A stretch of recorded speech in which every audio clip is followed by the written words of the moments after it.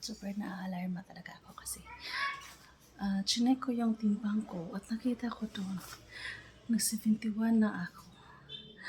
As in, yan yung yung timbang ko today, August 6, 2024. So sobrang na-alarma ako kasi last kuha ko lang is 68 lang at tapos yun nag-workout ako ng mga ilang weeks, hindi ko na siya nakunan. So and hindi na kasi ako nagda-diet. Yung hindi na ako ng diet ko kasi yung hyper ko.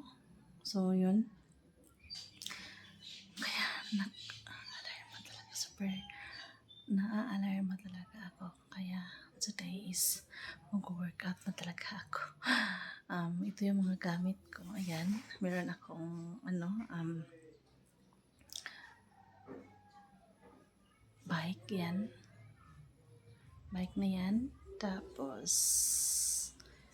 yan din yung mga iba pang mga gamit dito sa boarding house ko. So meron talaga akong gamit. Kaya lang tinatamad ako, kaya yun, kailangan bigyan ko talaga siya ng oras. Kailangan na talaga.